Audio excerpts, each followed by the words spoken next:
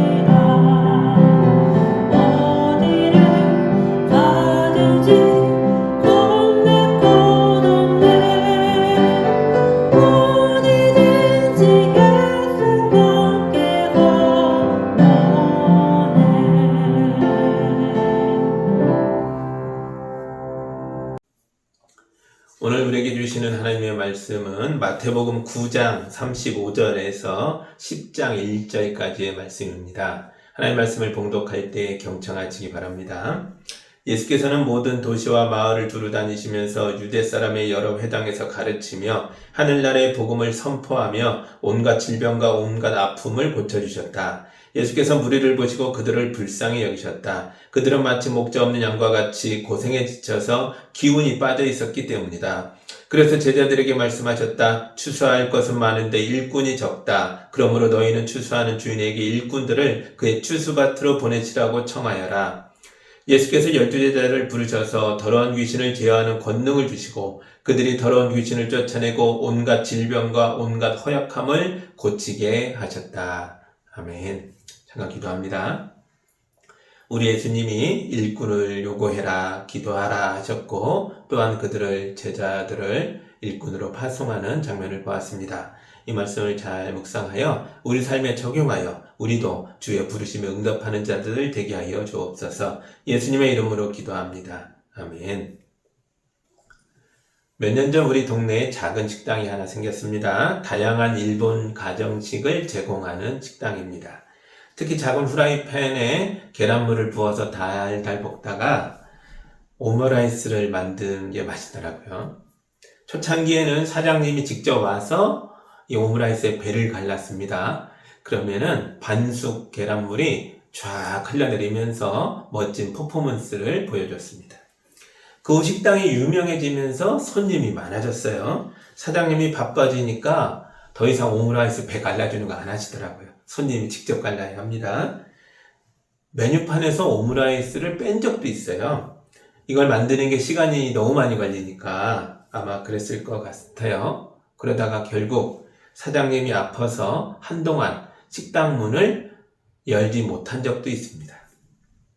지금도 혼자 운영하고 계세요. 대신 운영 시간을 줄여서 점심시간에 바짝 일하고 오후에는 일찍 문을 닫습니다. 손님이 줄 서는 식당인데 왜 일찍 닫습니까? 도와줄 사람이 없어서 그러겠죠. 배고픈 사람들이 식당을 찾아오는 것처럼 도움이 필요한 사람들은 예수님을 찾아왔습니다.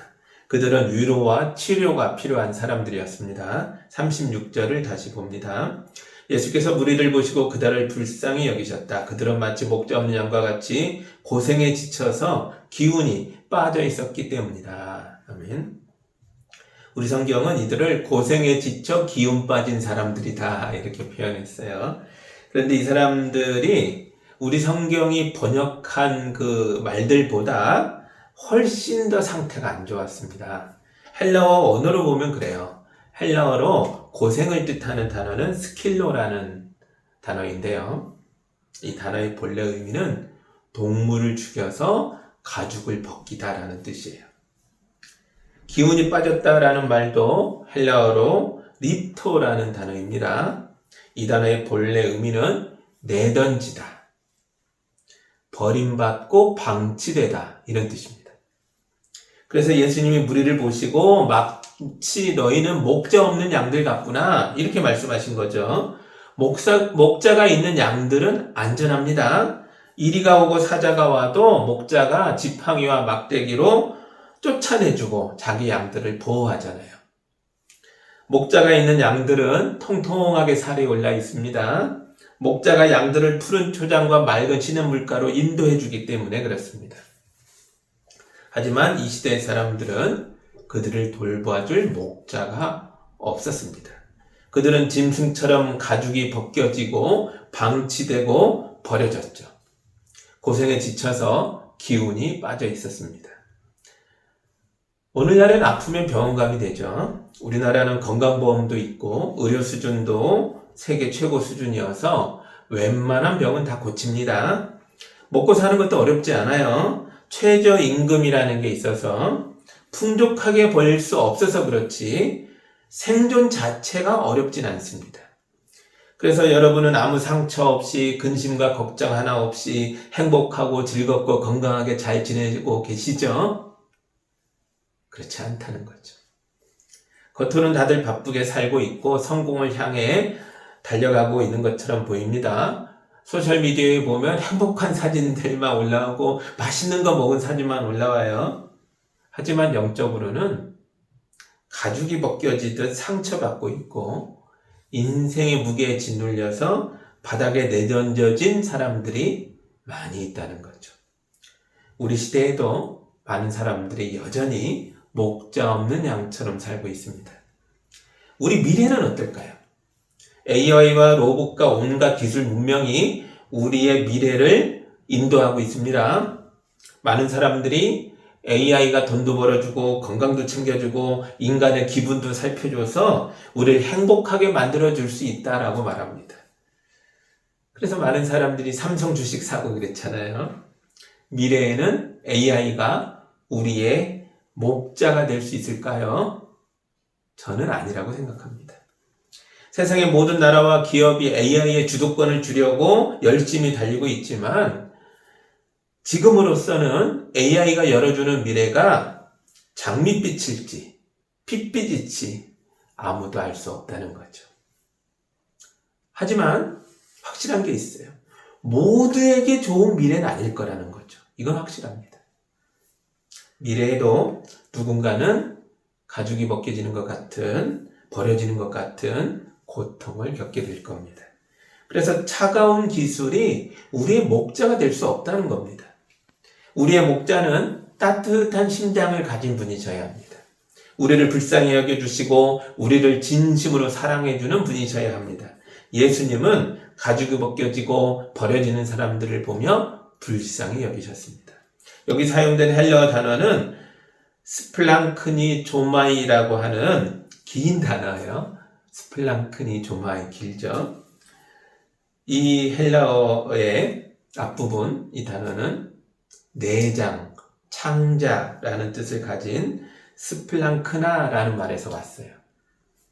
예수님이 우리를 불쌍히 여기셨다는 건 머리로 너무 안 됐네, 불쌍하네, 이렇게 동정하는 수준이 아니었다는 거죠. 상대방의 고통을 보면서 내 창자가 끊어지는 것처럼, 내 심장이 터지는 것처럼 그렇게 함께 아파했다는 뜻입니다.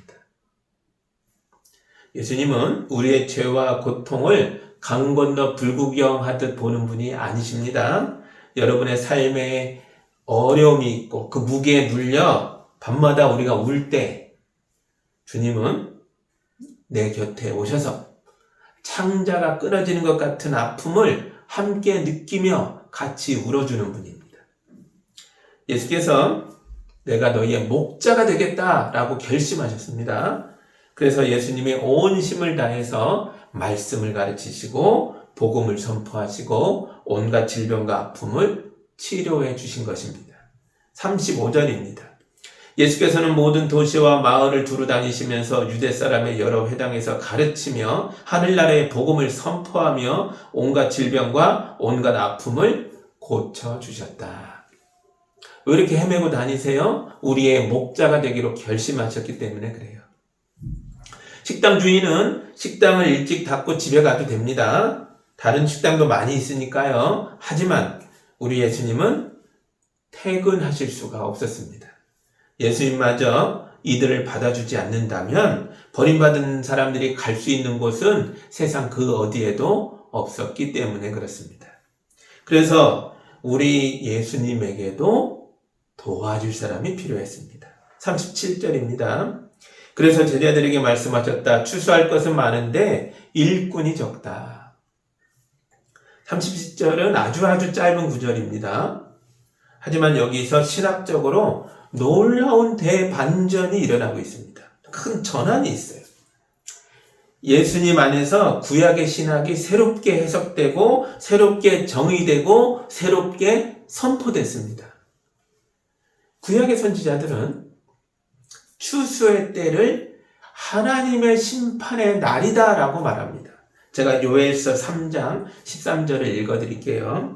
거두어들일 곡식이 다 익었으니 너희는 낫을 가지고 와서 곡식을 거두어라. 포도주 틀이 가득히 차고 포도주 동마다 술이 넘칠 때까지 포도를 밟듯이 그들을 짓밟아라. 그들의 죄가 크기 때문이다. 구약의 선지자들은 추수의 날을 심판의 날로 봤습니다. 그러나 예수님은 이 오래된 추수의 개념을 가지고 와서 구원과 회복의 때라고 선포합니다. 우리 예수님의 눈에는 세상 사람들이 받고 있는 이 상처와 고통이 역설적이게도 하나님을 찾고 구원받아야 할 영적인 무르익음의 신호로 보였던 거죠. 세상이 악하고 힘들수록 사람들의 마음이 무너지고 찢겨 나갈수록 역설적으로 그들은 참된 목자이신 예수 그리스도를 갈망하게 되는 겁니다. 그러므로 세상의 위기는 곧 복음 전파의 기회이며 상처 입은 영혼들은 우리가 거두어 드려야 할 거룩한 알곡들인 것입니다. 그런데 예수님이 여기서 길게 탄식하고 계시죠. 추수할 것은 많은데 일꾼이 너무 적구나. 밭이 문제가 아니라는 거예요. 너무 악해서, 너무 완악해서 교회가 약해지고 있는 게 아닙니다. 문제는 교회에 일꾼이 없다는 겁니다. 세상에서 가죽이 벗겨지고 버려지는 사람들을 보면서 나도 애끓는 심정이 되어서 그들과 함께 울어주는 진짜 일꾼이 교회 안에 없는 거죠. 그래서 예수님이 추수밭의 주인에게 일꾼을 보내달라 요청하라고 제자들에게 말씀하셨습니다. 38절입니다. 그러므로 너희는 추수하는 주인에게 일꾼들을 그의 추수밭으로 보내시라고 청하여라. 아멘. 여기서 보내다라는 헬라어 단어는 에크발로라는 단어입니다. 에크발로는 얌전한 단어가 아니에요. 밀어내다, 등 떠밀다 이런 뜻을 원어로 가지고 있는 강력한 단어입니다. 하나님의 보내심은 부드러운 권유의 겉면이 아니었어요. 이것은 주인의 명령이며 강력한 파송이었던 것입니다. 이스라엘 자손이 요셉 때에 이집트에 가서 살게 됐습니다. 그리고 400년이 지났을 때 새로운 왕이 이스라엘 백성을 다 노예로 만들어버렸어요. 고통스러운 현실 속에서 이스라엘 백성이 하늘을 향해 울부짖었고 하나님께서 그 소리를 들으시고 모세를 일꾼으로 보내려고 합니다.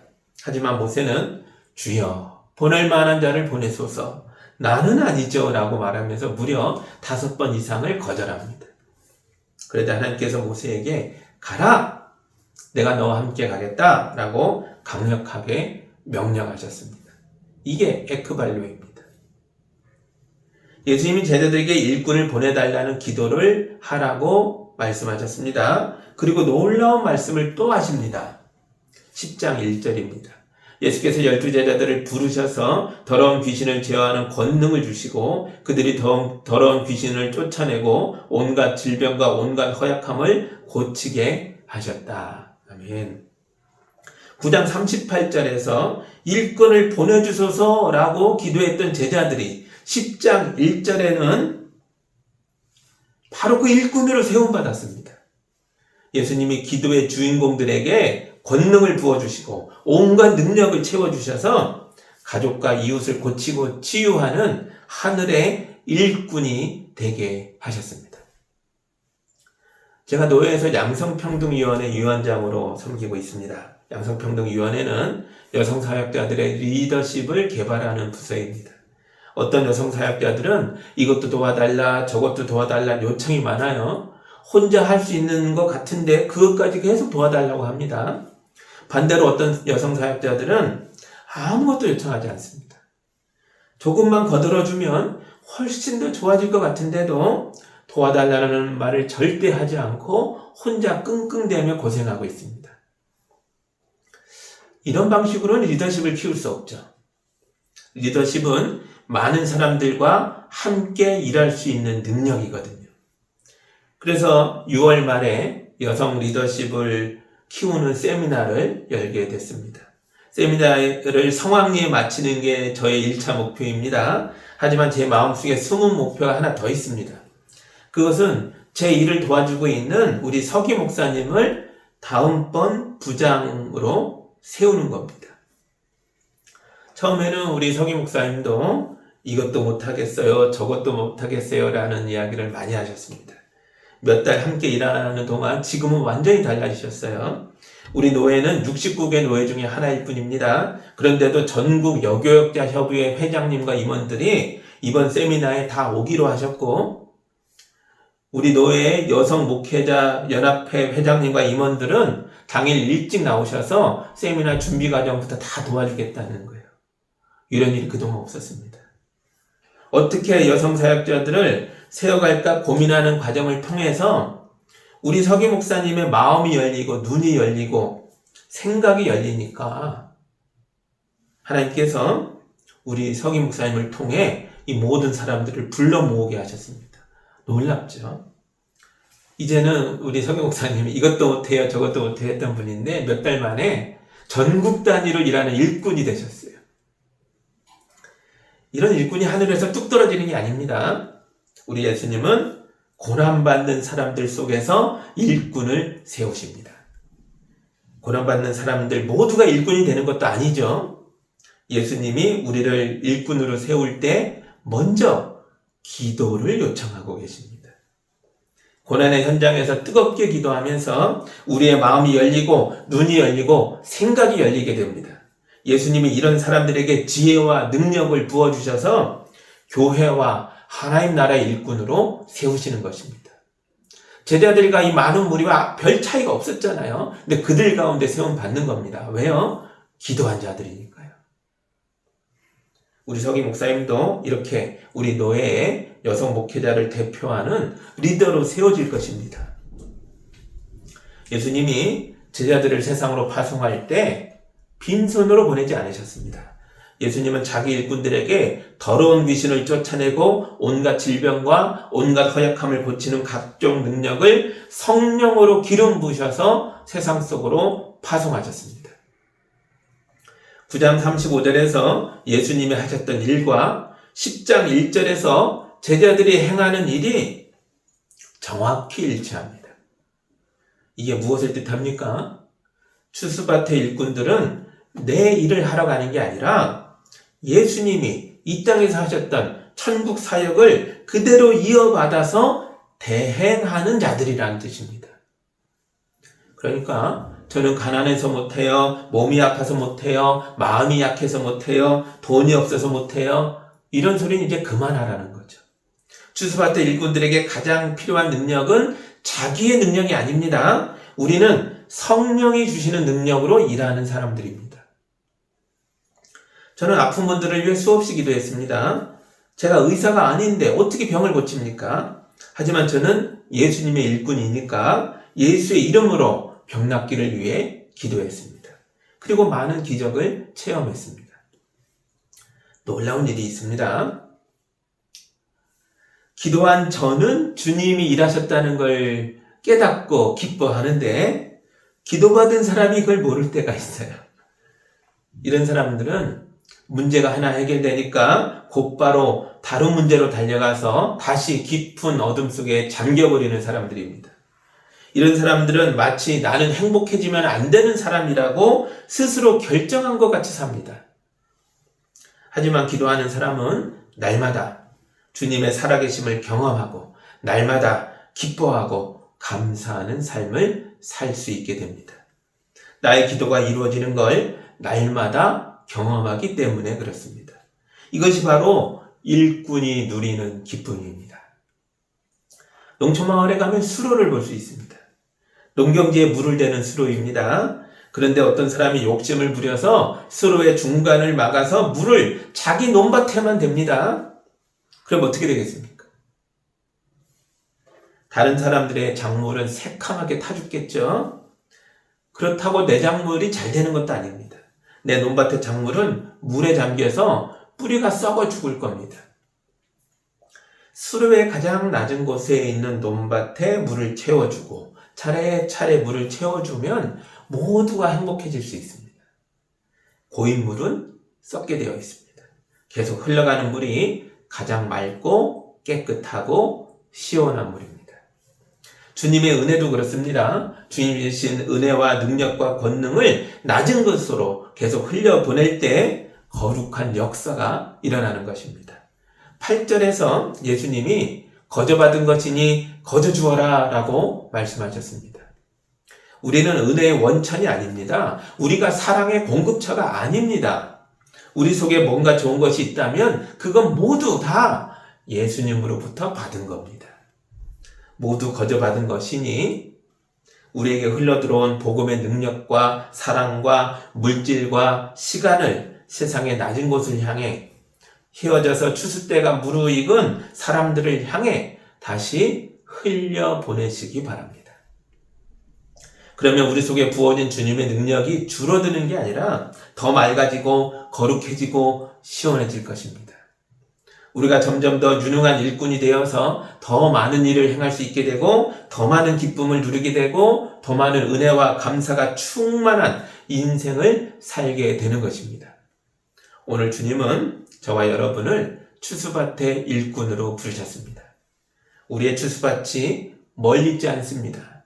우리 가정과 직장과 교회와 이웃 속에서 고단한 삶의 현장에서 세상의 염려와 죄에 찢기고 상한 사람들이 그곳에 있습니다. 인생의 무게에 짓눌려 쓰러진 영혼들이 있습니다. 가서 그들 속에 맑고 시원한 은총의 물을 넉넉히 데워주시기 바랍니다. 그러면 그들이 살아날 것입니다. 거저받았으니 거저주시기 바랍니다. 그리하여 우리를 통해 무너진 영혼들이 살아나고 하나님 나라의 통치가 임하고 주님의 기쁨이 되는 신실한 추수밭의 일꾼들이 다 되시기를 우리 예수님의 이름으로 축복합니다. 기도하겠습니다. 하나님 아버지, 목자 없는 양같이 방황하며 세상 가운데 상처 입고 쓰러져 있던 우리를 값없이 구원하여 주시고 주님의 귀한 자녀 삼아 주심을 감사드립니다. 거저받았으니 거저주라는 주님의 말씀을 우리 마음 깊이 새깁니다. 주님의 창자가 끊어지는 아픔으로 우리를 사랑하셨던 것처럼 우리도 똑같은 마음으로 세상의 추수밭을 향해 발걸음을 옮기게 하여 주옵소서. 우리에게 맡겨주신 삶의 자리에서 예수님의 권능에 의지하여 복음을 선포하고 사랑을 전하는 신실한 일꾼이 되게 하여 주옵소서. 예수님의 이름으로 기도하옵나이다. 아멘.